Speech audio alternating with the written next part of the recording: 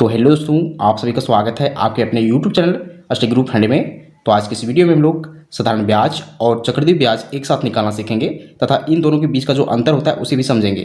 तो चलिए स्टार्ट करते हैं। हमारा क्वेश्चन है कि 1000 रुपये का 10% की वार्षिक दर से 3 वर्षों का साधारण ब्याज और चक्रवृद्धि ब्याज निकालें। तो चलिए सबसे पहले हम लोग साधारण ब्याज निकालेंगे, उसके बाद हम लोग चक्रवृद्धि ब्याज निकालेंगे। तो चलिए स्टार्ट करते हैं। तो हम लोग साधारण ब्याज किस्त में निकालेंगे। सबसे पहले पहले वर्ष का ब्याज निकालेंगे, फिर दूसरे वर्ष का, फिर तीसरे वर्ष का, और टोटल ब्याज को जोड़ देंगे तो हमें 3 वर्षों का साधारण ब्याज मिल जाएगा।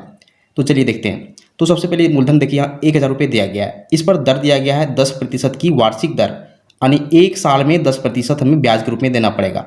यानी जो हमें मूलधन दिया गया है 1000 रुपये, इसका 10% हमें एक साल में इसका ब्याज के रूप में देना पड़ेगा। तो सबसे पहले पहले वर्ष का ब्याज निकालते हैं। तो हमें दिया गया है मूलधन 1000 रुपये, तो इसका हम 10% निकालेंगे, यानी 1000 का 10%। तो 1000 का 10% कैसे निकालेंगे? सबसे पहले हम 1000 रुपये लिखेंगे, देखिए इस प्रकार से, और हम लोग इसको 10 से गुना करेंगे क्योंकि 10% निकाल रहे हैं। अब इसे बटा में हम लोग 100 से भाग देंगे क्योंकि यहाँ प्रतिशत है, तो प्रतिशत के बाद हम लोग 100 से भागा देते हैं। अब देखिए ऊपर से नीचे कुछ कटेगा तो उसे काटिए।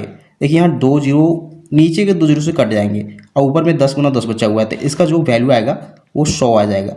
यानी कि देखिए पहले वर्ष का ब्याज आ रहा है 100 रुपये। तो आप चाहे तो इसे फार्मूला से भी बना सकते हैं, लेकिन हम लोग समझने के लिए यहाँ इस कॉन्सेप्ट का यूज कर रहे हैं।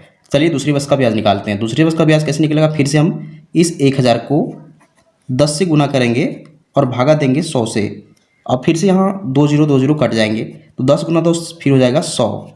अब यहाँ भी 100 आ रहा है। इसी बार तीसरे वर्ष में आपको हो जाएगा 1000 गुना 10 बटा 100, फिर 2 जीरो कट जाएगा, 10 गुना 10 100 हो जाएगा। तो हमें तीनों वर्षों का ब्याज 100 रुपये के रूप में प्राप्त हो रहा है। अब हम इसको टोटल को जोड़ देंगे, यानी कि 100 + 100 + 100 कर देंगे। तो हम जानते हैं तीनों को जोड़ेंगे तो हमें मिलेगा 300 रुपये।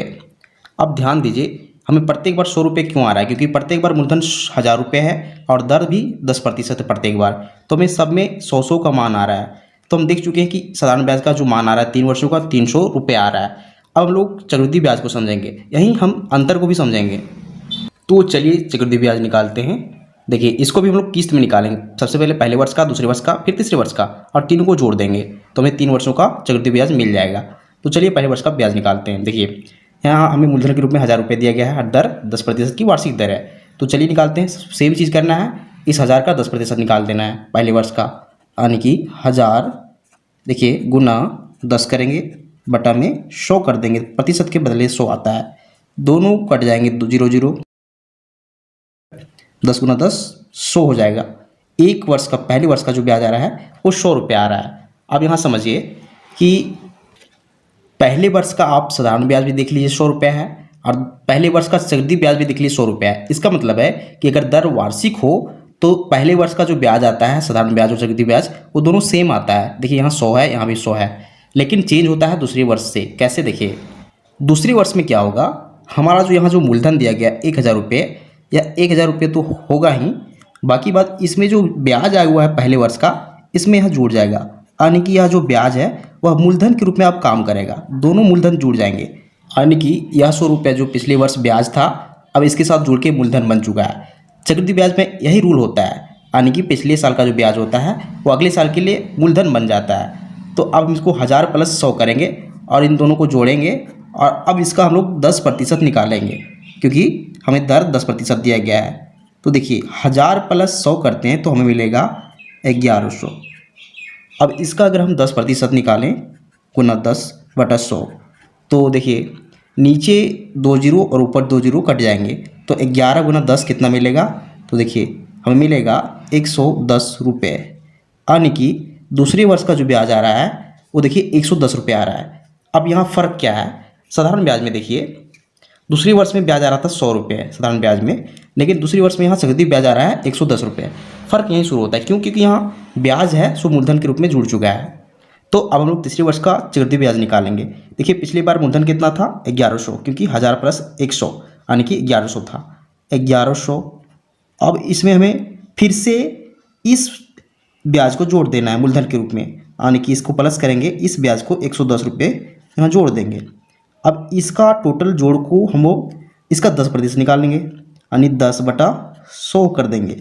अब देखिए इन दोनों को जोड़ेंगे तो हमें क्या मिलेगा? तो हमें मिलेगा, देखिए 1210। अब इसका 10% निकालना है।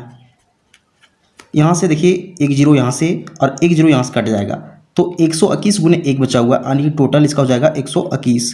यानी कि तीसरे वर्ष का जो ब्याज आ रहा है चक्रवृद्धि ब्याज वो 121 रुपये आ रहा है। तो हम लोग देख चुके हैं कि पहले वर्ष का 100 रुपये, दूसरे वर्ष का 110, तीसरे वर्ष का 121 रुपये। तो अब लोग कुल ब्याज निकाल लेंगे तीनों को जोड़ के। पहले वर्ष का ब्याज कितना है 100 रुपये है, फिर दूसरे वर्ष का कितना है 110 रुपये, तीसरे वर्ष का कितना है 121 रुपये।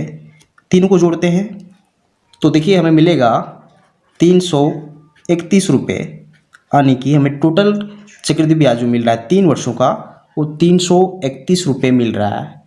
अब यहाँ समझिए कि हमें टोटल यहाँ देखिए साधारण ब्याज जो मिला था वो टोटल 300 रुपये मिला था, लेकिन चक्रवृद्धि ब्याज 331 रुपये मिल रहा है। तो यहाँ चक्रवृद्धि ब्याज देखिए अधिक है, यानी साधारण ब्याज से चक्रवृद्धि ब्याज अधिक है।